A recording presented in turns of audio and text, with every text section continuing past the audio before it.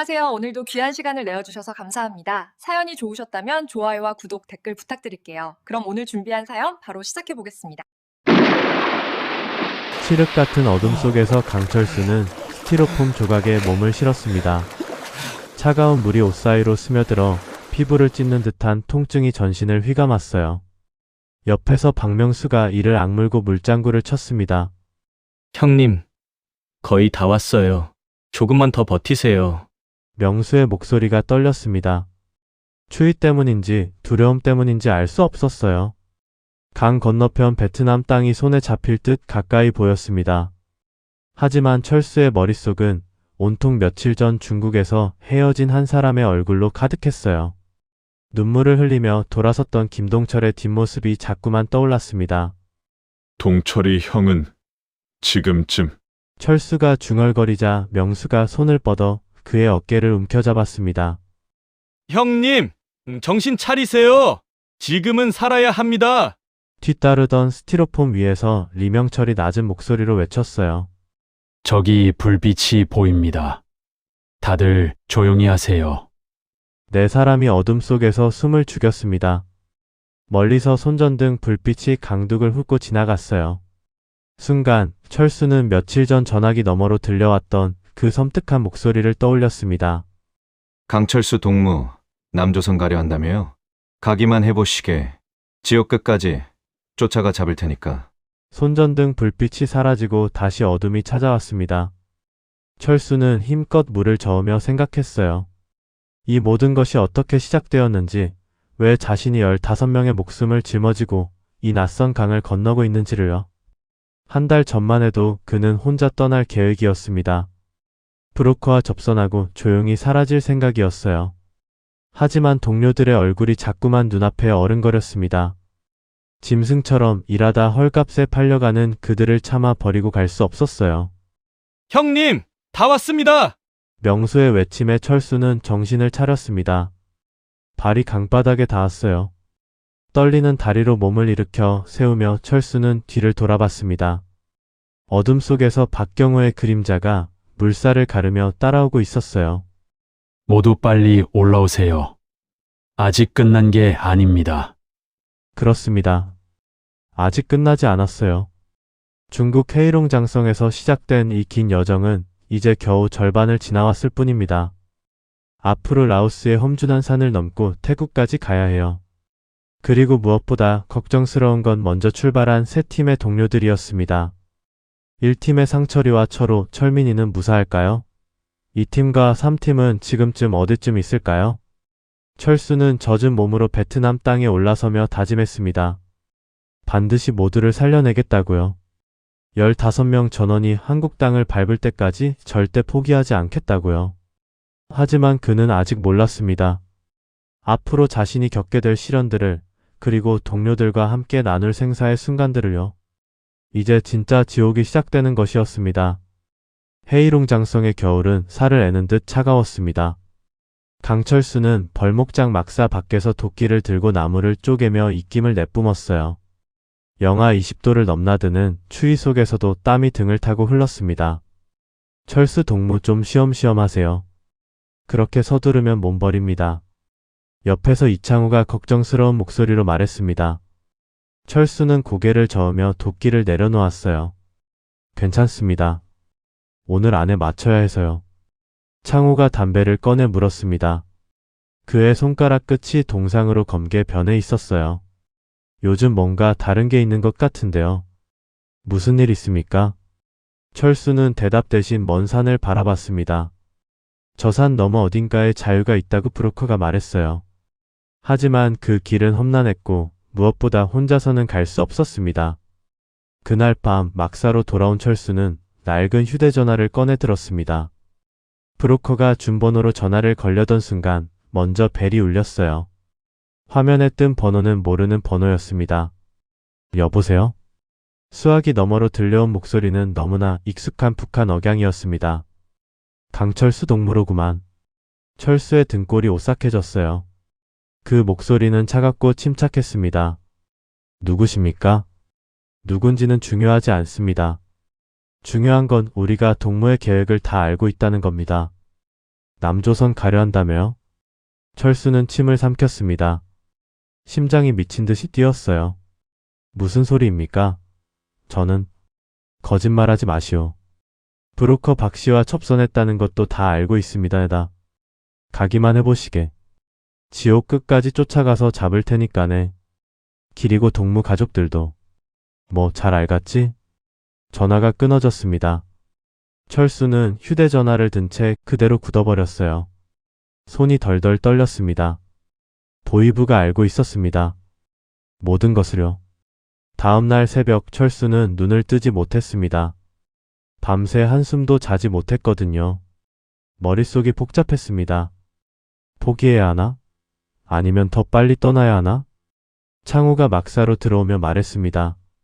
철수 동무, 오늘 저녁에 돼지농장 명수 동무가 온답니다. 오랜만에 술이나 한잔 하자고요. 철수는 그제야 정신이 번쩍 들었습니다. 명수. 돼지농장의 박명수. 그와 함께 일했던 동료들의 얼굴이 하나씩 떠올랐어요. 그날 저녁 명수는 약속대로 찾아왔습니다. 그는 예전보다 야위어 보였어요. 돼지 냄새가 옷에 밴 채로 웃으며 들어왔습니다. 철수 형님, 오래간만입니다. 명수야, 잘 있었나? 둘은 마주 앉아 술을 마셨습니다. 값싼 백주였지만 목구멍을 타고 내려가는 느낌은 뜨겁고 쓰라렸어요. 명수가 먼저 입을 열었습니다. 형님, 솔직히 말씀드리면 저 못 살겠습니다. 매일 돼지똥 치우고 밥은 돼지만도 못하게 먹고. 이게 사람 사는 겁니까? 철수는 명수의 눈을 들여다봤습니다. 그 눈에는 절망이 가득했어요. 그래도 버텨야지. 어쩌겠나. 형님은 언제까지 이렇게 살 겁니까? 우리 나이가 몇인데. 명수의 말이 끝나기도 전에 철수는 결심했습니다. 이들을 버리고 갈 수 없다고요. 혼자 도망쳐서 살아봤자 평생 죄책감에 시달릴 것이 뻔했습니다. 명수야. 예, 형님. 내가 일자리 하나 알아봤는데. 명수의 눈이 커졌습니다. 일자리요? 그래. 더 안전하고 돈도 훨씬 많이 주는 곳이야. 다만. 철수는 숨을 깊이 들이마셨습니다. 다만 한 번 가면 다시는 북조선에 못 돌아간다. 명수는 잠시 말이 없었습니다. 술잔을 들어 단숨에 비우더니 눈을 감았어요. 형님, 돌아갈 집이 있어야 돌아가지요. 저는 따르겠습니다. 형님만 믿습니다. 철수는 명수의 손을 꽉 잡았습니다. 거칠고 굳은 살 박힌 손이었어요. 고맙다. 하지만 다른 사람들한테는 아직 말하지 마라. 내가 직접 설득할 테니까. 이튿날부터 철수는 움직이기 시작했습니다. 벌목장, 돼지농장, 인삼밭. 세 곳에 흩어진 동료들을 찾아다니며 하나씩 설득했어요. 모두에게 같은 말을 했습니다. 더 좋은 일자리가 있다고, 다만 북조선엔 돌아갈 수 없다고요. 반응은 제각각이었습니다. 어떤 이들은 망설였고 어떤 이들은 단번에 동의했어요. 하지만 철수는 진짜 목적지를 말하지 않았습니다. 한국이라고 말하는 순간 모두가 도망칠 것이 뻔했거든요. 가장 어려운 건 돼지농장의 동료들을 만나는 일이었습니다.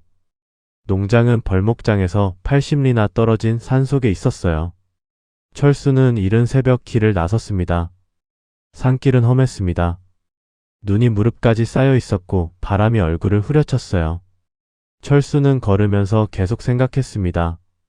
과연 이게 옳은 일인가? 이들을 위험에 빠뜨리는 건 아닌가?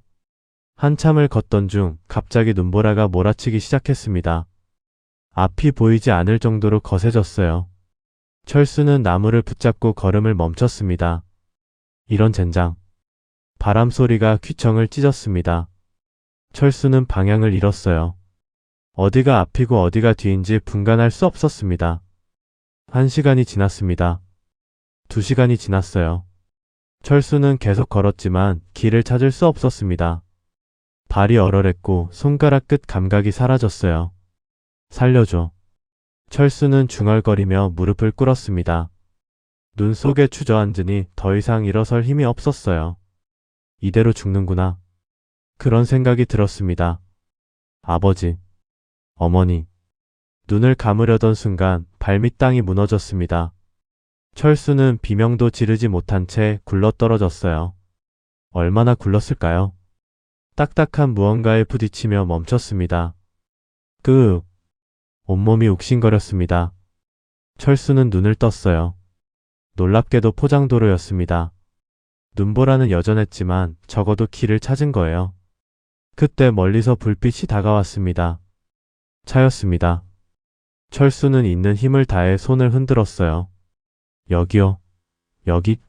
차가 멈춰 섰습니다. 운전석에서 내린 사람은 놀랍게도 명수였어요. 형님, 이게 어떻게 된 일입니까?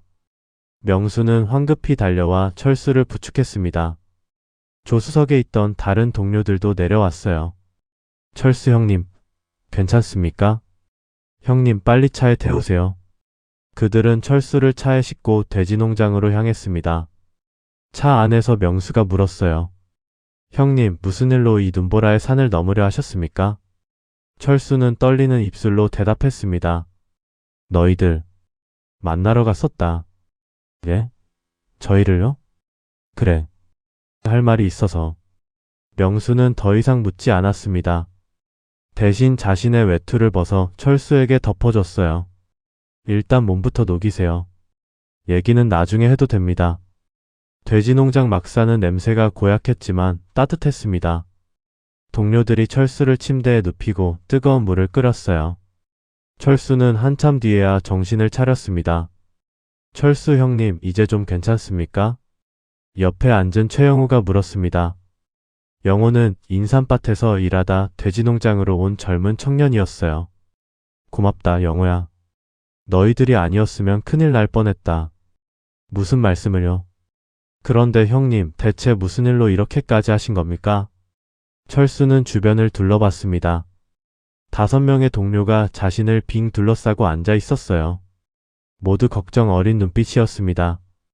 사실은 너희들한테 제안할 게 있어서 왔다. 제안이요? 명수가 앞으로 다가왔습니다. 그래. 내가 일자리를 하나 알아봤다. 여기보다 훨씬 좋은 곳이야. 돈도 많이 주고 대우도 좋고. 동료들의 눈빛이 변했습니다. 희망이 섞인 눈빛이었어요. 진짜입니까, 형님? 그래. 다만 한 번 가면 다시는 북조선엔 못 돌아간다.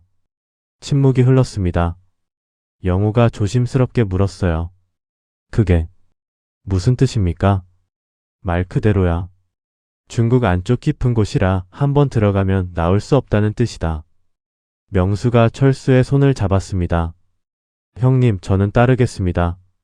형님이 이 눈보라 속에서 죽을 뻔하면서까지 오셨다는 건 우리를 살리려고 그러신 거 아닙니까? 다른 동료들도 고개를 끄덕였어요. 맞습니다. 철수 형님은 우리를 속일 뿐이 아닙니다. 저도 갑니다. 어차피 이런 식으로 살아봤자 짐승이나 다름없습니다. 철수는 눈시울이 뜨거워졌습니다. 자신을 믿어주는 이들이 고마웠어요. 하지만 동시에 무거운 책임감이 어깨를 짓눌렀습니다. 고맙다. 다들. 정말 고맙다. 그날 밤 철수는 브로커에게 전화를 걸었습니다. 사람 수가 늘었습니다. 몇 명인데요? 15명입니다. 브로커는 잠시 침묵하더니 한숨을 쉬었어요. 미쳤습니까? 혼자도 위험한데 15명이라니. 할 수 있습니다. 제가 책임지겠습니다. 돈이 문제가 아닙니다. 그렇게 많은 인원을 움직이면 들킬 확률이. 꼭 부탁합니다. 철수의 목소리는 단호했습니다. 브로커는 결국 한 발 물러섰어요. 알았습니다. 대신 조건이 있습니다. 네 팀으로 나눠서 움직여야 합니다. 한꺼번에는 절대 안 됩니다. 알겠습니다. 전화를 끊고 철수는 창밖을 바라봤습니다. 눈은 여전히 내리고 있었어요. 저 눈 너머 어딘가에 자유가 있습니다. 하지만 그곳까지 가려면 얼마나 많은 고난을 겪어야 할까요? 일주일 후 철수는 약속한 장소로 동료들을 불러 모았습니다. 벌목장에서 50리 떨어진 폐가였어요. 15명이 좁은 방 안에 빽빽이 들어찼습니다. 형님, 드디어 출발하는 겁니까? 영호가 들뜬 목소리로 물었습니다. 다른 이들도 기대에 찬 표정이었어요. 하지만 그중 김영식만은 달랐습니다. 그는 구석에 앉아 팔짱을 끼고 철수를 노려보고 있었어요. 잠깐만요, 형님. 영식이 벌떡 일어섰습니다. 20살의 혈기왕성한 청년이었죠. 저는 아직도 이해가 안 갑니다. 대체 어디로 가는 건데 이렇게 비밀스럽게 움직이는 겁니까? 철수는 영식을 차분히 바라봤습니다. 조금만 기다려라. 곧 다 알게 될 거다. 아니, 지금 말씀해 주십시오. 우리한테 숨길 게 뭡니까? 영식의 목소리가 높아졌습니다. 다른 동료들도 웅성거리기 시작했어요. 바로 그때 문이 열리며 브로커가 들어왔습니다. 40대 중반의 단단한 체구를 가진 남자였어요. 그는 방 안을 둘러보더니 철수에게 고개를 끄덕였습니다. 다들 모였군요. 예. 소개합니다. 이분이 우리를 안내해줄. 잠깐만요. 영식이 다시 나섰습니다. 대체 누구십니까? 당신은? 그리고 우리를 어디로 데려가려는 겁니까? 브로커는 한숨을 쉬며 철수를 쳐다봤어요. 아직 말 안 했습니까? 죄송합니다. 지금 말하려던 참이었습니다. 철수는 동료들 앞으로 나섰습니다. 심장이 두근거렸어요. 이제 진실을 말해야 하는 순간이었습니다. 여러분. 철수의 목소리에 힘이 들어갔습니다. 내가 여러분을 속였습니다. 동료들이 술렁였어요. 명수가 눈을 크게 떴습니다. 형님, 무슨 말씀입니까? 우리가 가는 곳은 중국 안쪽이 아닙니다. 그럼요? 철수는 숨을 깊이 들이마셨습니다. 남조선입니다. 한국으로 갑니다. 순간 방 안이 얼어붙었습니다. 아무도 말이 없었어요. 충격에 빠진 얼굴들만 가득했습니다. 뭐라고요? 영식이 벌떡 일어났습니다. 미쳤습니까? 남조선이라고요. 탈북을 하자는 겁니까? 그래. 이 사람이 진짜. 영식이 문 쪽으로 달려갔습니다.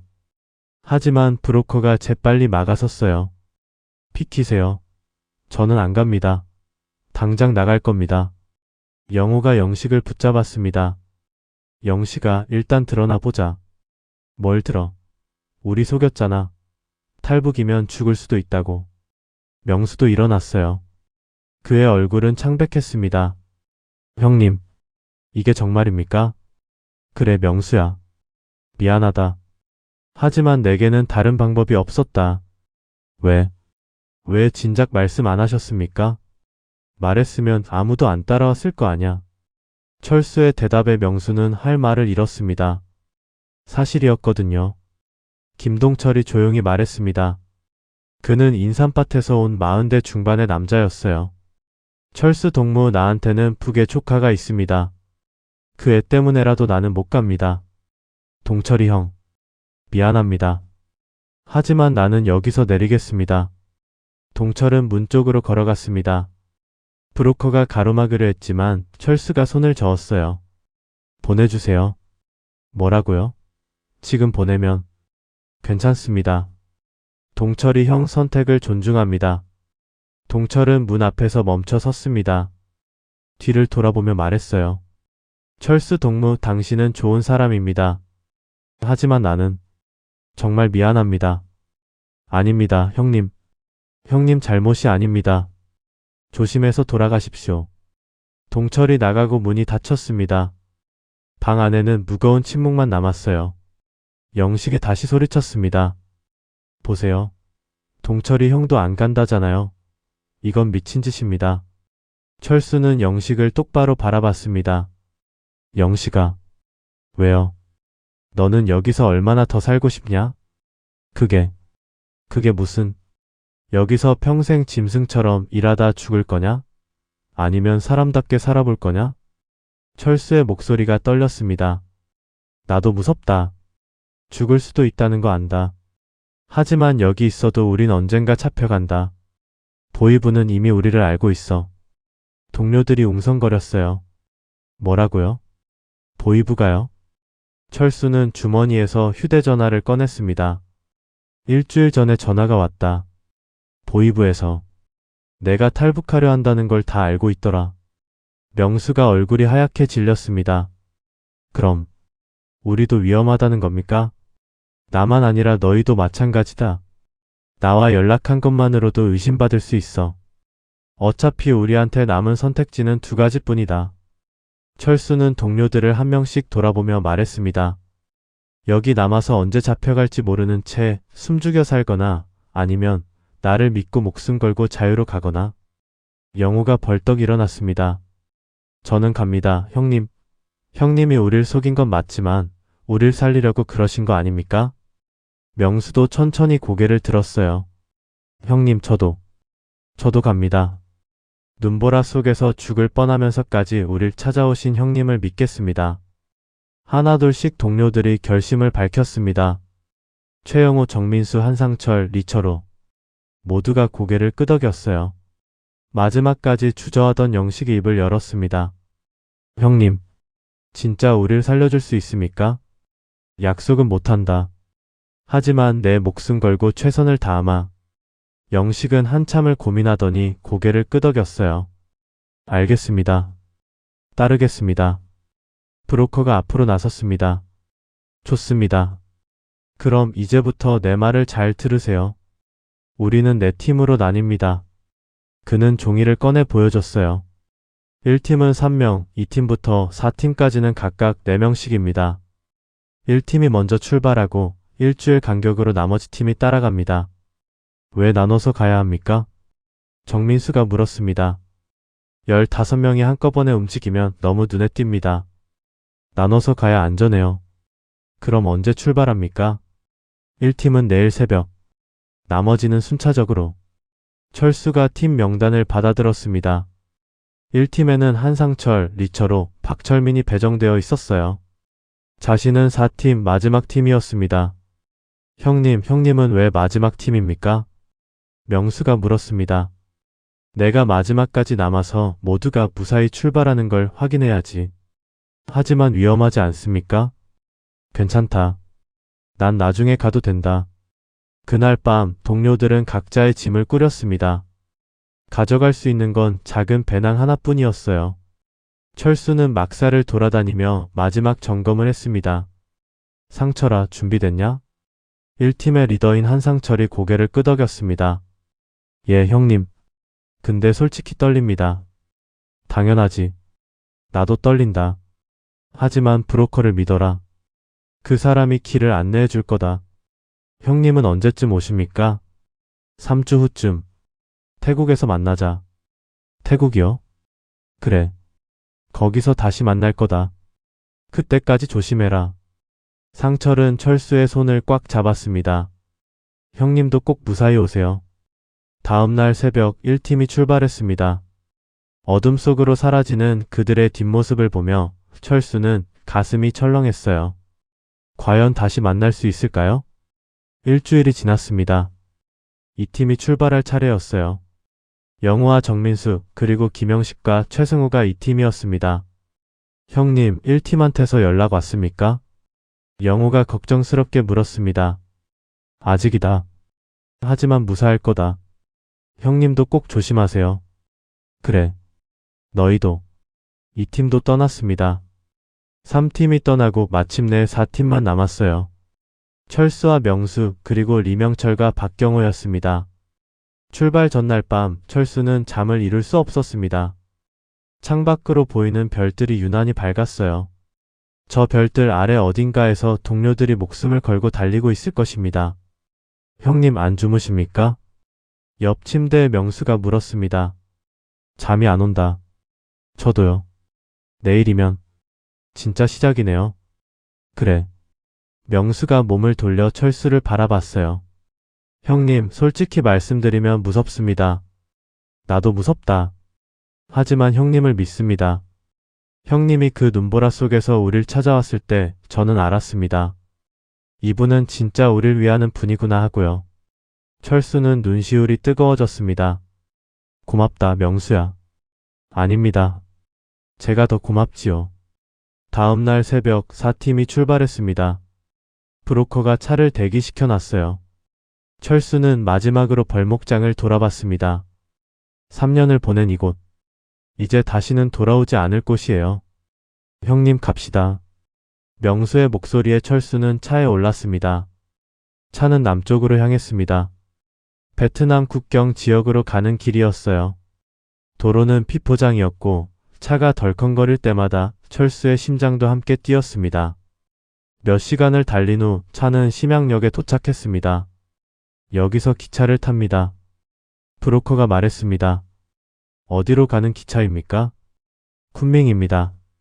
거기서 베트남 국경으로 갑니다. 철수 일행은 브로커를 따라 역 안으로 들어갔습니다. 대합실은 사람들로 붐볐어요. 철수는 주변을 두리번거렸습니다.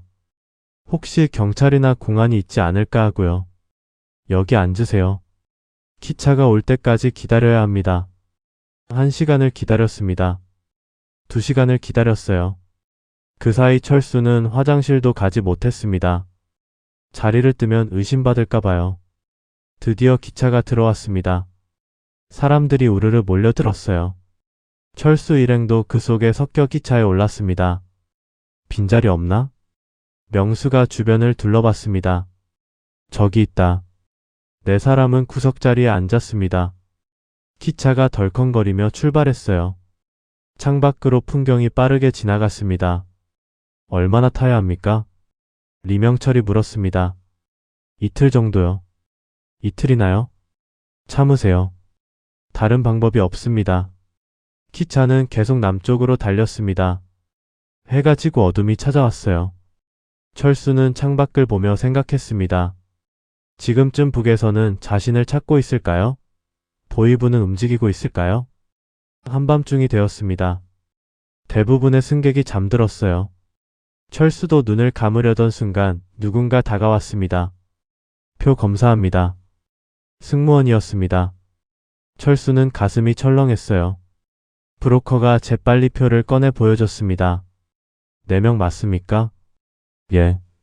승무원은 표를 확인하더니 고개를 끄덕이고 지나갔습니다.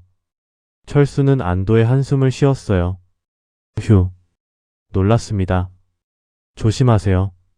아직 멀었습니다. 이틀 후 기차가 쿤밍에 도착했습니다. 공기가 훨씬 따뜻했어요. 사람들의 옷차림도 가벼웠습니다. 여기서 내립니다. 일행은 기차에서 내렸습니다. 이제 어디로 갑니까? 버스를 타고 국경 마을로 갑니다. 거기서 강을 건너야 해요. 브로커의 말에 철수는 긴장했습니다. 국경을 넘는다. 그 말의 무게가 실감났어요. 시외 버스를 타고 또 하루를 달렸습니다. 좁은 좌석에서 몸을 움직일 수도 없었어요. 하지만 아무도 불평하지 않았습니다. 모두가 긴장한 얼굴로 창밖만 바라봤어요.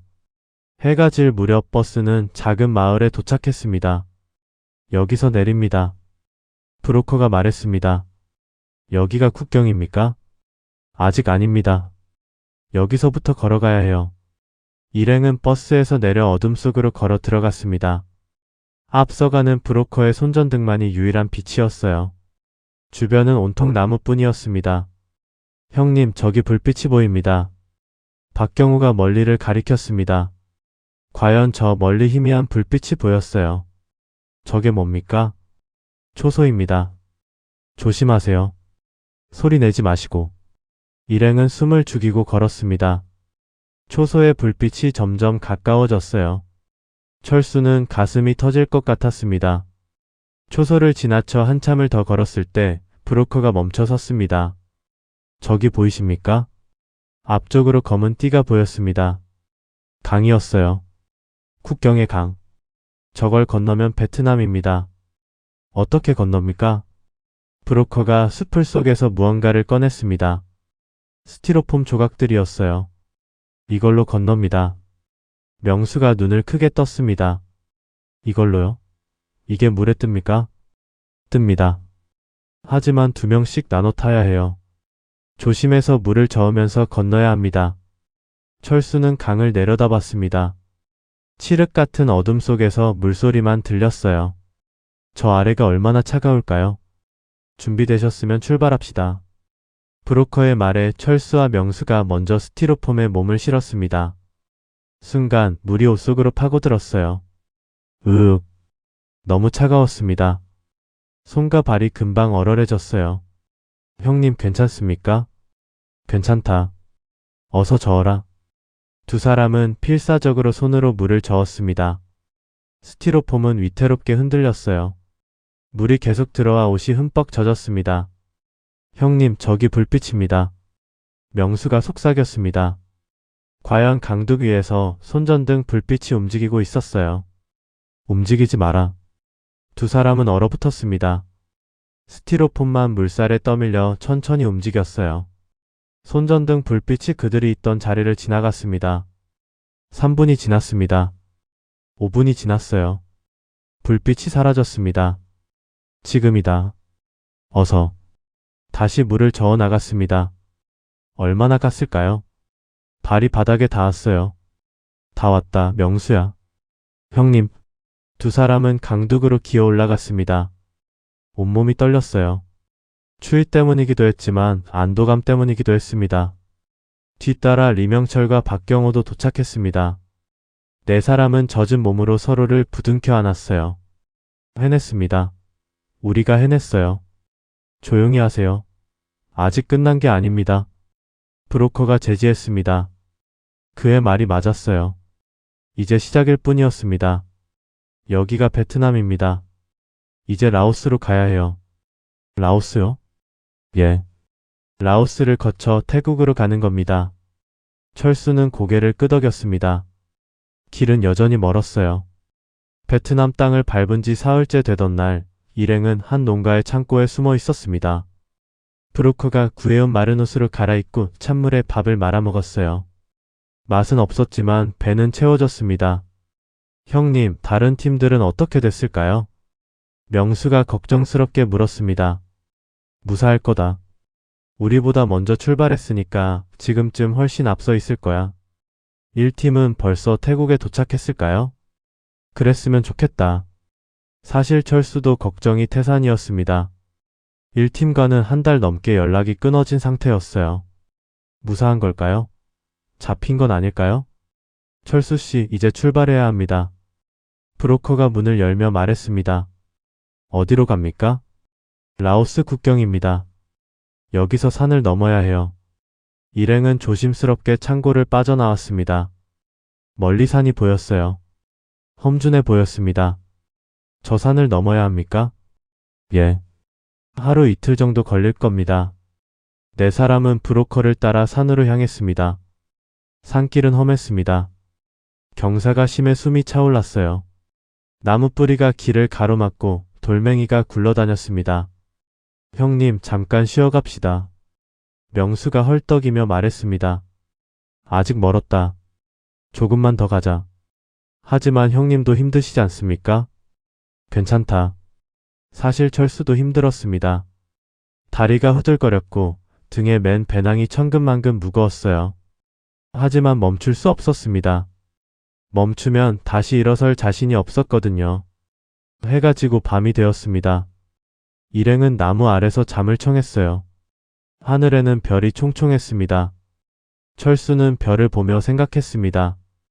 1팀의 상철이는 지금 어디쯤 있을까요? 2팀의 영호는 무사할까요? 이튿날 아침 다시 산을 올랐습니다. 점점 높아지는 경사에 숨이 턱까지 찼어요.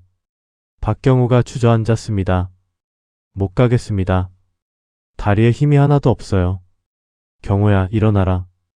여기서 쉬면 안 된다. 형님, 저 좀 내버려 두세요. 못 가겠어요. 철수가 경호를 부축해 일으켰습니다. 포기하지 마라. 우리 거의 다 왔다. 진짜입니까? 그래. 조금만 더 힘내자. 하지만 그건 거짓말이었습니다. 아직 절반도 오지 못했어요. 철수는 그저 경호가 포기하지 않길 바랄 뿐이었습니다. 라오스 국경을 넘은 후 일행은 정글 속을 헤쳤습니다. 베트남의 산과는 또 다른 험난함이었어요. 습기가 많아 숨쉬기가 힘들었고 벌레가 많아 온몸이 간지러웠습니다. 형님, 물이 떨어졌습니다. 명수가 빈 물병을 흔들며 말했습니다. 조금만 참아라. 곧 마을이 나올 거다. 하지만 마을은 쉽게 나타나지 않았습니다. 하루가 지나고 이틀이 지났어요. 식량도 바닥났습니다. 형님, 배고픕니다. 박경호가 힘없이 말했습니다. 조금만 참아라. 곧 마을이 나올 거다. 사흘째 되던 날 철수의 몸에 이상이 생기기 시작했습니다. 갑자기 어지러웠고 다리에 힘이 빠졌어요. 형님, 괜찮습니까? 명수가 황급히 달려왔습니다. 괜찮다. 잠깐 쉬면. 철수는 그대로 쓰러졌습니다. 몸이 말을 듣지 않았어요. 눈앞이 캄캄해졌습니다. 형님, 정신 차리세요. 동료들의 목소리가 멀리서 들려왔습니다. 철수는 정신을 잃기 직전 이동철의 얼굴을 떠올렸어요. 북의 남아 조카를 생각하며 돌아선 그 사람. 자신은 지금 15명을 위험에 빠뜨린 게 아닐까요? 얼마나 지났을까요? 철수는 간신히 정신을 차렸습니다. 동료들이 자신을 둘러싸고 있었어요. 형님, 깨어나셨습니까? 여기가 어디냐? 아직 정글 속입니다. 형님이 쓰러지셔서. 철수는 몸을 일으키려 했습니다. 하지만 손발이 마비된 것처럼 움직이지 않았어요. 이상하다. 몸에 힘이 하나도 없어. 형님 푹 쉬세요. 우리가 기다리겠습니다. 안 돼. 더 가야 해. 여기 있으면 위험하다. 철수는 억지로 몸을 일으켰습니다. 하지만 한 발짝도 떼지 못하고 다시 주저앉았어요. 젠장. 왜 이러는 거야? 명수가 철수의 어깨를 잡았습니다. 형님 혹시 동철이 형 때문입니까? 철수는 대답하지 않았습니다. 하지만 명수는 알았어요. 형님 잘못이 아닙니다. 동철이 형은 스스로 선택한 겁니다. 하지만 그 사람은 지금 북송되어 어쩌면 형님, 명수가 소리쳤습니다. 형님이 그렇게 포기하시면 우리는 어떡합니까? 형님 없으면 우리 못 갑니다. 리명철도 다가왔습니다. 형님, 명수 말이 맞습니다. 우리는 형님을 믿고 왔어요. 제발 포기하지 마세요. 박경호도 무릎을 꿇고 앉았습니다. 형님, 사흘 전에 제가 포기하려 했을 때 형님이 저를 일으켜 세우셨잖습니까? 이번엔 제가 형님을 일으켜 세울 차례입니다. 철수는 눈물이 흘러내렸습니다. 이들이 자신을 얼마나 믿고 따르는지 새삼 깨달았어요. 고맙다. 정말 고맙다. 울지 마세요, 형님. 우리 같이 갑시다. 명수와 리명철이 철수를 양쪽에서 부축했습니다. 제가 짐을 들겠습니다. 박경우가 철수의 배낭을 메었어요. 미안하다, 얘들아. 무슨 말씀을요? 형제끼리 당연한 겁니다. 그렇게 넷은 다시 걷기 시작했습니다. 철수는 동료들에게 의지해 한 발 한 발 내디뎠어요. 몸은 여전히 무거웠지만 마음만은 가벼워졌습니다. 형님, 저기 뭔가 보입니다. 명수가 앞을 가리켰습니다. 저 멀리 건물 같은 것이 보였어요. 마을인가요? 아닙니다. 검문소예요. 브로커가 긴장한 목소리로 말했습니다. 검문소요? 예. 여기를 피해서 가야 합니다. 일행은 숲속으로 깊이 들어갔습니다. 검문소를 우회하기 위해서였어요. 하지만 길을 잃고 말았습니다. 이런. 방향을 잃었습니다. 브로커도 당황한 기색이 역력했어요. 어떡합니까? 일단 해가 뜨는 방향으로 가봅시다. 또 하루를 헤맸습니다. 식량이 완전히 떨어졌어요. 물도 없었습니다. 형님, 목이 마릅니다. 박경우가 힘없이 말했습니다. 조금만 참아라. 곧 물을 찾을 수 있을 거다. 하지만 물도 찾을 수 없었습니다. 일행은 계속 숲속을 헤맸어요. 이틀째 되던 날 철수의 상태가 다시 나빠졌습니다. 동철에 대한 죄책감과 극심한 탈진이 겹쳤어요. 형님, 또 쓰러지시면 안 됩니다. 명수가 철수를 붙잡았습니다. 명수야, 미안하다. 나 때문에. 형님, 정신 차리세요. 철수는 눈앞이 흐려졌습니다. 환각이 보이기 시작했어요. 동철이 나타나 손짓했습니다. 다른 동료들도 보였어요. 모두 자신을 원망하는 것 같았습니다. 귀신이 붙은 것 같다. 철수가 중얼거렸습니다. 뭐라고요? 나 때문에 다들 고생하잖아. 나를 버리고 가라. 무슨 소리예요? 형님. 철수는 그대로 쓰러졌습니다. 동료들이 황급히 달려들었어요. 형님, 깨어나세요. 브로커님 어떡합니까? 브로커도 당황했습니다. 일단 물을 찾아야 합니다. 탈수 증세인 것 같아요. 리명철이 주변을 둘러봤습니다. 저기 소리가 들립니다. 귀를 기울이니 물소리가 희미하게 들렸어요. 명수가 소리 나는 쪽으로 달려갔습니다. 있습니다. 샘물이 있어요. 동료들이 철수를 끌고 샘으로 갔습니다. 명수가 손으로 물을 떠서 철수의 입에 넣어줬어요. 형님 마셔요. 물이에요. 물이 목구멍으로 넘어갔습니다. 철수는 천천히 눈을 떴어요. 물이다. 예, 형님. 천천히 드세요. 철수는 물을 마시며 정신을 차렸습니다. 동료들이 걱정스러운 얼굴로 자신을 바라보고 있었어요. 미안하다. 내가 너희한테 폐만 끼치는구나. 무슨 말씀이십니까? 명수가 소리쳤습니다. 형님, 우리를 여기까지 데려온 게 누구십니까? 형님이십니다. 경호도 말했습니다. 맞습니다. 형님 없었으면 우린 아직도 중국에서 짐승처럼 살고 있었을 겁니다. 명철이 철수의 손을 잡았습니다. 형님, 우리가 여기 온 건 형님을 믿었기 때문입니다. 그러니 형님도 우리를 믿어주세요. 우리 같이 갑시다. 끝까지. 철수는 동료들의 얼굴을 하나씩 바라봤습니다. 야위고 지쳐 보였지만 눈빛만은 살아있었어요. 고맙다. 정말 고맙다. 너희가 내 형제들이구나. 예, 형님. 우린 형제입니다. 철수는 물을 더 마시고 천천히 일어났습니다. 몸에 힘이 조금 돌아왔어요. 가자. 이제 정말 가야 한다. 일행은 다시 걷기 시작했습니다. 이번에는 철수도 스스로 걸을 수 있었어요. 동료들의 격려가 그에게 힘을 준 것입니다. 사흘 후 드디어 태국 국경이 보였습니다. 저기입니다.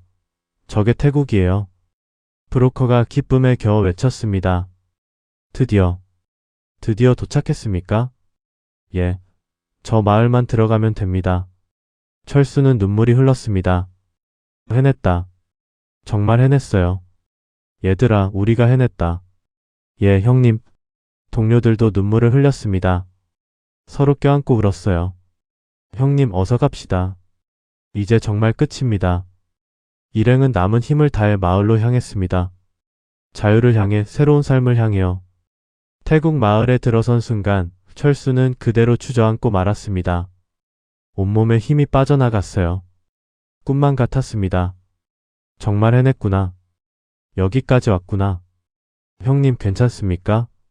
명수가 철수를 부축했습니다. 괜찮다. 그냥 너무 기뻐서 그래. 동료들도 하나둘 땅에 주저앉았습니다. 리명철은 울음을 터뜨렸어요. 살았습니다. 우리가 살았어요. 박경호도 얼굴을 손으로 가렸습니다. 어깨가 들썩거렸어요. 브로커가 앞으로 나섰습니다. 아직 끝난 게 아닙니다. 경찰에 자수해야 해요. 자수요? 예. 그래야 한국 대사관으로 갈 수 있습니다. 철수는 고개를 끄덕였습니다. 그리고 천천히 일어났어요. 그럼 어서 갑시다. 마을 입구에 오토바이가 한 대 서 있었습니다. 철수는 다가가 손을 흔들었어요. 저기요. 폴리스. 오토바이에 탄 남자가 의아한 표정으로 철수를 바라봤습니다. 폴리스. 우리 폴리스 가야 합니다. 철수는 손짓 발짓을 섞어가며 설명했어요. 남자는 고개를 끄덕이더니 어디론가 전화를 걸었습니다. 30분 후 경찰차가 도착했습니다. 제복을 입은 경찰관 2명이 내렸어요. 코리안? 경찰관이 물었습니다. 예스, 노스 코리안. 철수가 대답했습니다. 경찰관들은 서로 눈빛을 주고받더니 고개를 끄덕였어요. 컴컴. 일행은 경찰차에 올라탔습니다. 차는 마을을 빠져나가 큰 도시로 향했어요. 창밖 풍경이 신기했습니다. 높은 건물들, 화려한 간판들, 자유롭게 오가는 사람들. 이곳이 정말 자유의 땅이구나. 경찰서에 도착했습니다. 경찰관들이 일행을 작은 방으로 안내했어요. 통역관이 나타나 한국말로 물었습니다. 탈북자 맞습니까? 예, 맞습니다. 몇 명입니까? 넷입니다. 하지만 다른 동료들도 있습니다. 다른 동료들이요? 철수는 브로커에게서 받은 명단을 꺼냈습니다. 네 팀으로 나눠서 왔습니다. 1팀은 3명, 2팀과 3팀은 각각 4명이고요. 통역관이 명단을 확인하더니 고개를 끄덕였어요. 알겠습니다. 확인해 보겠습니다. 며칠 후 일행은 이민국으로 이송되었습니다. 그곳에서 한국 대사관 직원을 만났어요. 중년의 남자 직원이 생필품 세트를 건넸습니다. 고생 많으셨습니다. 여기 옷이랑 세면도구 들어있어요. 철수는 세트를 받아들고 눈물을 흘렸습니다. 이 작은 가방이 얼마나 소중한지요. 감사합니다. 정말 감사합니다. 괜찮습니다. 이제 안전하니까 걱정하지 마세요. 대사관 직원이 명단을 확인했습니다. 철수 씨 일행은 4팀이시죠? 예. 2팀과 3팀은 이미 도착했습니다. 철수는 가슴이 뛰었어요. 정말입니까? 다들 무사합니까? 예, 모두 건강합니다. 곧 만나실 수 있어요. 그럼 1팀은요? 직원의 표정이 어두워졌습니다. 1팀은 아직 소식이 없습니다. 철수는 가슴이 철렁 내려앉았어요. 소식이 없다고요? 예. 한 달 전에 출발했다고 하셨죠? 그런데 아직 태국에 도착하지 않았습니다. 그럼 혹시 아직은 모릅니다. 조금 더 기다려봐야 해요. 철수는 그날 밤 잠을 이룰 수 없었습니다. 상철이, 철호, 철민이 세 사람의 얼굴이 자꾸만 떠올랐어요. 혹시 잡힌 건 아닐까요? 아니면 길을 잃은 건 아닐까요? 내가 너무 무리한 걸까? 혼자 갈 걸 그랬나? 죄책감이 밀려왔습니다. 15명을 데리고 오겠다고 큰 소리쳤지만 결국 1명은 북에 남았고 3명은 행방불명이 되었어요. 일주일 후 한국행 비행기를 타게 되었습니다. 4팀, 2팀, 3팀 12명이 함께 탑승했어요. 하지만 3개의 빈자리가 철수의 가슴을 무겁게 짓눌렀습니다. 비행기가 이륙했습니다. 창밖으로 태국의 땅이 점점 작아졌어요. 철수는 눈을 감았습니다. 상철아, 미안하다. 내가 너를 지키지 못했구나. 몇 시간 후 비행기가 인천공항에 도착했습니다. 착륙하는 순간 동료들이 환호성을 질렀어요. 도착했습니다. 대한민국입니다. 우리가 해냈어요. 하지만 철수는 웃을 수 없었습니다. 1팀의 빈자리가 너무 컸거든요. 공항을 빠져나오자 검은 승합차가 대기하고 있었습니다. 국정원 직원들이었어요. 탈북자 여러분 환영합니다. 이제 조사를 받으러 가실 겁니다. 일행은 차에 올라탔습니다. 차는 서울 외곽의 한 건물로 향했어요. 국정원 조사실이었습니다. 한 명씩 들어가서 조사받으시면 됩니다. 철수가 가장 먼저 조사실에 들어갔습니다. 책상 너머로 2명의 조사관이 앉아 있었어요. 앉으세요, 철수씨. 예. 조사가 시작되었습니다. 언제 북한을 떠났는지, 어떤 경로로 왔는지, 브로커는 누구인지. 질문이 끝없이 이어졌어요. 철수씨, 같이 온 동료가 12명이라고 했죠? 원래는 15명이었습니다. 1명은 중국에서 돌아갔고 3명은 1팀으로 먼저 출발했는데 철수의 목소리가 떨렸습니다. 아직 소식이 없습니다.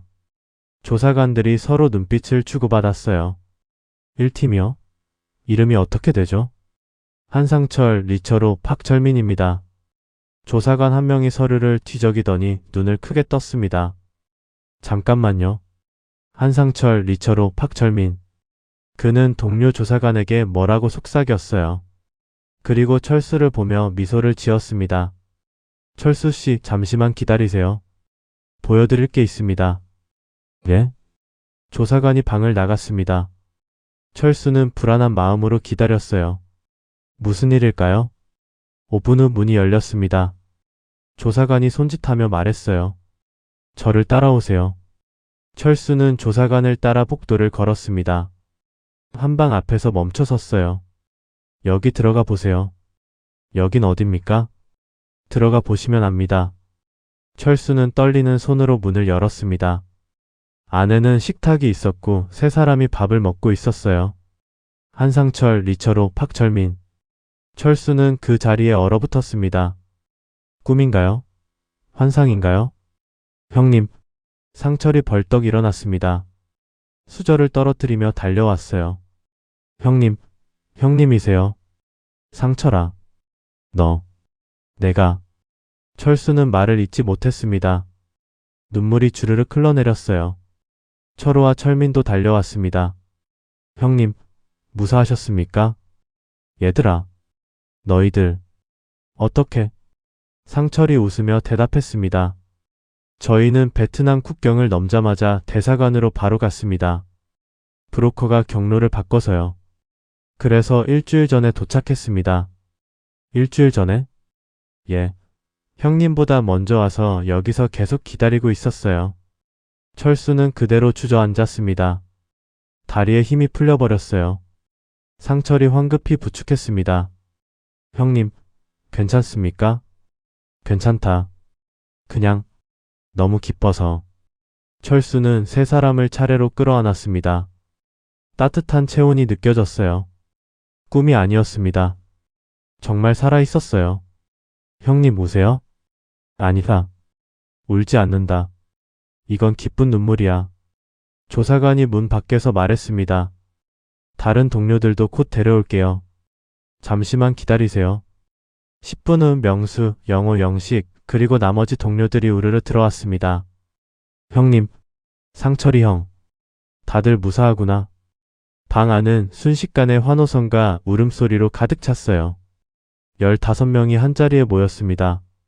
서로 껴안고 등을 두드리고 눈물을 흘렸어요. 철수는 동료들의 얼굴을 하나하나 살폈습니다. 모두 야위었고 지쳐 보였어요. 하지만 눈빛만은 살아있었습니다. 얘들아. 철수가 입을 열었습니다. 방 안이 조용해졌어요. 우리가 해냈다. 예, 형님. 정말 고생 많았다. 너희들이 아니었으면 나는 중간에 포기했을 거다. 명수가 앞으로 나섰습니다. 무슨 말씀이십니까? 형님이 계셔서 우리가 여기까지 온 겁니다. 영호도 고개를 끄덕였어요. 맞습니다. 형님이 우릴 이끌어 주셨습니다. 철수는 창밖을 바라봤습니다. 서울의 야경이 펼쳐져 있었어요. 수많은 불빛이 반짝였습니다. 저기 봐라. 저게 자유의 불빛이다. 동료들도 창밖을 바라봤습니다. 정말 아름답습니다. 저 불빛 아래 우리가 살게 되는 거죠? 그래. 이제 우리는 저 도시의 일부가 될 거다. 철수는 문득 이동철을 떠올렸습니다. 북에 남은 조카 때문에 돌아간 그 사람. 지금쯤 어디 있을까요? 교화소에서 고생하고 있을까요? 동철이 형, 미안합니다. 형님을 구하지 못해서요. 하지만 형님 목까지 여기서 잘 살겠습니다. 마음속으로 약속했습니다. 동철을 잊지 않겠다고요. 상철이 철수의 어깨에 손을 얹었습니다. 형님, 이제 뭐 하실 겁니까? 글쎄. 일단 한국말부터 제대로 배워야지. 그리고 일자리를 구하고. 저도 빨리 일하고 싶습니다. 그래. 우리 다 같이 열심히 살자. 그게 여기까지 오느라 고생한 우리 자신한테 주는 선물이다. 영식이 물었습니다. 형님, 가끔씩 다 같이 모일 수 있을까요? 당연하지. 우린 형제잖아. 형제. 영식이 그 단어를 되뇌었습니다. 철수는 고개를 끄덕였어요. 그래, 형제다. 우리는 생사를 함께한 형제야. 앞으로도 계속 그럴 거고. 명수가 눈물을 닦으며 말했습니다. 형님, 제가 돼지 농장에서 힘들어할 때 형님이 찾아오셨죠. 그때 형님이 눈보라 속에서 죽을 뻔하신 거 알고 있습니다. 그건 형님은 우릴 위해 목숨을 걸었습니다. 그 은혜 평생 잊지 않겠습니다.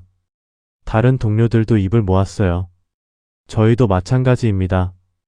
형님은 우리 생명의 은인이십니다. 철수는 손을 저었습니다. 아니다. 나야말로 너희한테 고맙다. 라오스 산속에서 내가 쓰러졌을 때 너희가 나를 업고 갔잖아. 그때 느꼈다. 아, 이 사람들이 진짜 내 형제구나 하고. 경호가 웃으며 말했습니다. 그럼 우리 다 형제네요. 그렇지. 15명 모두 형제다. 철수는 동료들을 한 명 한 명 바라봤습니다. 명수, 영호, 영식, 상철, 철호, 철민, 경호, 명철, 민수, 승우, 경수, 태호, 준영, 성민. 15명의 얼굴에 미소가 번졌어요. 앞으로 어떤 일이 있어도 우리 서로 의지하자. 힘들 땐 도와주고 기쁠 땐 함께 웃고. 예, 형님. 그날 밤 15 형제는 늦도록 이야기를 나눴습니다. 그동안의 고생담을, 무서웠던 순간들을, 그리고 앞으로의 꿈을요. 며칠 후 조사가 모두 끝나고 정착 지원 시설로 이동했습니다. 그곳에서 한국어를 배우고 한국 사회에 적응하는 법을 익혔어요. 한 달이 지났습니다. 철수는 어느새 간단한 한국말을 할 수 있게 되었어요. 동료들도 마찬가지였습니다. 형님, 오늘 면접 보러 간다면서요? 명수가 물었습니다. 그래. 건설 현장 일인데 뽑아준대. 잘 됐네요. 저도 다음 주에 공장 면접 봅니다. 그래? 잘 돼야 할 텐데. 형님 덕분에 용기가 생겼습니다. 철수는 밖으로 나갔습니다. 햇살이 따사로웠어요. 거리는 사람들로 북적였습니다. 자유롭게 오가는 사람들을 보며 철수는 생각했습니다. 이제 나도 저들 중 하나구나. 면접장으로 가는 길 철수는 한강을 지나갔습니다. 다리 위에서 멈춰 서서 강을 내려다봤어요. 베트남 국경의 강과는 비교할 수 없이 넓고 평화로웠습니다. 동철이 형 보고 계십니까? 우리 여기까지 왔습니다. 형님도 언젠가는 이 강을 보실 수 있기를 바랍니다. 바람이 불어왔습니다. 따뜻한 봄바람이었어요. 철수는 눈을 감고 바람을 느꼈습니다. 그 바람 속에서 동료들의 웃음소리가 들리는 것 같았어요. 면접은 잘 끝났습니다. 다음 주부터 출근하래요. 철수는 기쁜 마음으로 숙소로 돌아왔습니다. 형님, 붙었습니까? 명수가 반갑게 맞아줬어요. 그래, 붙었다. 축하합니다. 동료들이 우르르 몰려왔습니다. 모두가 축하해줬어요. 형님, 오늘 저녁은 제가 살게요. 영우가 말했습니다. 내가? 무슨 돈으로? 아르바이트에서 번 돈 있습니다. 다들 나가요. 15명은 근처 식당으로 갔습니다. 작은 한식당이었어요. 김치찌개와 제육볶음을 시켰습니다. 우와, 이게 진짜 한국 음식이구나. 맛있다. 밥을 먹으며 동료들은 저마다의 근황을 나눴어요. 누구는 공부를 더 하고 싶다고, 누구는 장사를 해보고 싶다고. 희망에 찬 이야기들이었습니다. 식사를 마치고 나오는 길 철수는 하늘을 올려다봤습니다. 별이 총총했어요. 중국에서, 베트남에서, 라오스에서, 태국에서 봤던 그 별들이었습니다. 형님 뭘 보십니까? 상철이 물었습니다. 별. 참 신기하지 않냐? 그때나 지금이나 똑같은 별인데 느낌이 완전히 다르다. 무슨 뜻입니까? 그땐 불안했어. 내일이 올지 안 올지 몰랐으니까. 근데 지금은 편안하다. 내일도 모레도 1년 후도 여기 있을 거라는 걸 아니까. 상철도 하늘을 올려다봤어요. 정말 그렇네요. 이제 우린 자유니까요. 그래. 자유다. 우리가 그렇게 원했던 자유. 철수는 동료들을 돌아봤습니다. 어둠 속에서도 그들의 얼굴이 환히 보였어요. 얘들아, 내가 한마디만 하마. 예, 형님. 우리가 여기까지 오는 동안 정말 많은 일이 있었다. 죽을 뻔도 했고 포기하고 싶을 때도 있었지. 그래도 우린 해냈어. 15명 모두 무사히 여기 섰다. 동료들이 고개를 끄덕였어요. 이건 기적이야. 진짜 기적이다. 그리고 이 기적을 만든 건 바로 우리 자신이고. 철수의 목소리가 떨렸습니다. 앞으로도 힘든 일이 있을 거다. 한국 생활이 쉽진 않을 거야. 하지만 우리에게는 서로가 있잖아. 그거면 충분해. 형님 말씀이 맞습니다. 명수가 말했습니다. 우린 혼자가 아니니까요. 철수는 웃었습니다. 그래. 우린 절대 혼자가 아니다. 우린 형제니까. 15명은 서로의 어깨를 감싸 안았습니다. 차가운 밤이었지만 그들의 마음은 뜨거웠어요. 그날 밤 숙소로 돌아온 철수는 일기를 썼습니다. 오랜만에 쓰는 일기였어요. 오늘 면접에 붙었다. 다음 주부터 일을 시작한다. 설레고 떨린다. 하지만 두렵지는 않다. 나에게는 14명의 형제가 있으니까. 동철이 형 생각이 난다. 형님은 지금 어디서 뭘 하고 계실까? 살아계시기를 바란다. 언젠가 형님도 이 땅을 밟을 수 있기를 기도한다. 우리는 얼어붙은 강을 건넘다. 죽음의 산을 넘었다. 그리고 마침내 자유를 찾았다. 이제 진짜 삶이 시작된다. 사람답게 사는 삶.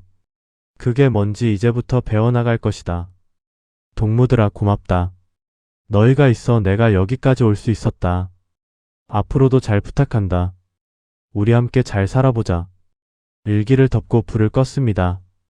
어둠 속에서 철수는 미소를 지었어요. 내일이 기대되었습니다. 처음으로 내일이 두렵지 않았어요. 창밖에서 서울의 불빛이 반짝였습니다. 수백만 개의 불빛. 그 중 하나가 이제 자신의 것이 될 거예요. 자유인으로서, 대한민국 국민으로서. 철수는 눈을 감았습니다. 평화로운 잠이 찾아왔어요. 악몽도 두려움도 없는 깊은 잠. 자유의 땅에서 맞는 첫 번째 밤이었습니다. 얼마 후 철수는 첫 출근을 했습니다. 건설 현장은 분주했어요. 사람들이 오가고 기계 소리가 울렸습니다. 새로 오셨죠? 강철수 씨? 현장 소장이 다가왔습니다. 예. 잘 부탁드립니다. 여긴 처음이죠? 천천히 배우세요. 어려운 거 있으면 언제든 물어보고. 감사합니다. 철수는 안전모를 쓰고 현장으로 들어갔습니다. 처음 하는 일이라 서툴렀지만 벌목장에서 단련된 체력 덕분에 금방 적응했어요. 점심시간이 되었습니다. 동료 노동자들과 함께 식당에 앉았어요. 철수 씨는 어디서 오셨어요? 한 남자가 물었습니다. 북에서 왔습니다. 아, 탈북자시구나. 힘들었겠네요. 예. 하지만 이제 괜찮습니다. 여기 적응하기 쉽지 않을 텐데 힘내세요. 고맙습니다. 저녁에 숙소로 돌아오니 명수가 기다리고 있었습니다. 형님, 첫 출근 어떠셨어요? 괜찮았다. 사람들이 다 친절하더라. 다행이네요. 저도 다음 주면 면접 결과 나옵니다. 잘 될 거다. 걱정하지 마라. 주말이 되었습니다. 15명이 다시 한자리에 모였어요. 이번엔 한강공원이었습니다. 형님, 여기 좋네요. 영호가 강을 바라보며 말했습니다. 그래. 자주 오자. 동료들은 둘러앉아 도시락을 먹었습니다. 각자 준비해온 음식을 나눠 먹었어요. 형님, 저 다음 달부터 편의점에서 일하기로 했습니다. 영식이 말했습니다. 잘 됐구나. 열심히 해라. 예. 돈 모아서 나중에는 제 가게를 차리고 싶습니다. 좋은 꿈이다. 꼭 이루어라. 상철이 말했습니다. 형님, 저는 학교에 다니려고 합니다. 검정고시 준비 중이에요. 오, 대단하다. 공부하고 싶었구나. 예. 늦었지만 배우고 싶습니다. 철수는 동료들의 이야기를 들으며 흐뭇했습니다. 모두가 자신만의 꿈을 키우고 있었어요. 해가 저물었습니다. 한강에 노을이 졌어요. 붉은 빛이 물 위에 반짝였습니다. 형님, 저기 봐요. 노을이 정말 아름답습니다. 명수가 말했습니다. 그래. 자유의 노을이다. 철수는 노을을 바라보며 생각했습니다. 1년 전만 해도 상상도 못했던 광경이에요. 이렇게 평화롭게 한강을 바라보는 날이 올 줄은요. 형님, 우리 사진 찍어요. 영호가 휴대전화를 꺼냈습니다. 사진? 예. 기념으로요. 15명이 모여 섰습니다. 한강을 배경으로 다 같이 찍었어요. 하나, 둘, 셋. 찰칵. 사진 속 15개의 얼굴이 환하게 웃고 있었습니다. 형님, 이 사진 평생 간직하겠습니다. 나도 그럴 거다. 밤이 되어 돌아가는 길, 철수는 사진을 계속 들여다봤습니다. 웃고 있는 동료들의 얼굴. 그들이 있어 자신도 여기까지 올 수 있었어요. 시간이 흘렀습니다. 한 달, 2달, 석 달. 15형제는 각자의 자리에서 열심히 살았어요. 철수는 건설 현장에서 인정받아 정규직이 되었습니다. 명수는 공장 면접에 붙었어요. 영호는 편의점에서 밤낮으로 일했습니다. 상철은 검정고시에 합격했어요. 모두가 조금씩 자리를 잡아가고 있었습니다. 1년이 지났습니다. 15형제는 다시 한강공원에 모였어요. 1년 전과 같은 자리였습니다. 형님, 1년이 지났네요. 명수가 말했습니다. 그래. 벌써 1년이다. 많은 일이 있었습니다. 그래. 힘든 일도 기쁜 일도 많았지. 영우가 말했습니다. 형님, 저 이번에 편의점 점장으로 승진했습니다. 정말? 축하한다. 저도 좋은 소식이 있습니다. 상철이 말했습니다. 대학에 합격했습니다. 대학에? 대단하다, 상철아. 동료들이 박수를 쳤습니다. 모두가 자신의 성과를 나눴어요. 철수는 동료들을 바라보며 뿌듯했습니다. 모두가 이렇게 잘 살고 있다니요. 얘들아. 철수가 입을 열었습니다. 1년 전 우리가 여기 처음 왔을 때 기억나냐? 예, 기억합니다. 그때는 모든 게 낯설고 두려웠지. 하지만 지금은 어떠냐? 명수가 대답했습니다. 이제는 여기가 우리 집 같습니다. 맞아. 이제 우리도 이곳 사람이 된 거야. 철수는 다시 한강을 바라봤습니다. 동철이 형 생각이 난다. 그분도 언젠가는 이 강을 볼 수 있을까? 동료들도 고개를 숙였습니다. 모두가 동철을 기억하고 있었어요. 형님, 언젠가는 동철이 형도 오실 거예요. 명수가 말했습니다. 그래. 그날이 오길 바란다. 해가 다시 저물었습니다. 노을이 한강을 물들였어요. 형님, 우리 또 사진 찍어요. 영우가 말했습니다. 그래, 찍자. 15명이 다시 모여 섰습니다. 1년 전보다 얼굴이 밝아진 그들이었어요. 하나, 둘, 셋. 찰칵. 사진 속 15개의 그림자가 한강 위에 드리워졌습니다. 자유를 찾아 얼어붙은 강을 건넌 그림자들. 이제는 이곳에서 빛나는 그림자들이에요. 철수는 사진을 보며 생각했습니다. 우리는 해냈다고요. 정말로 해냈다고요. 그리고 15명의 형제들은 각자의 자리로 돌아갔습니다. 내일을 향해, 미래를 향해. 자유의 땅에서 펼쳐질 그들의 이야기는 이제 막 시작되었습니다. 얼어붙은 강을 건넌 16개의 그림자. 그중 1개는 북에 남았고 15개는 빛을 찾았습니다. 그리고 그들은 결코 잊지 않을 것입니다. 함께 걸었던 그 길을, 서로를 믿으며 견뎌낸 그 시간들을요. 자유는 공짜가 아니었습니다. 목숨을 걸고 모든 것을 버리고 죽음의 문턱을 넘어서야 얻을 수 있었어요. 하지만 그 대가로 얻은 자유는 그 무엇보다 소중했습니다. 15형제는 오늘도 살아갑니다. 서울의 거리에서, 공장에서, 학교에서, 가게에서. 그들은 자유인으로 당당히 살아가고 있습니다. 그리고 가끔씩 한강을 바라보며 생각합니다. 저 강 너머 어딘가에 두고 온 고향을, 그리고 언젠가 다시 만날 수 있기를 바라는 그 한 사람을요.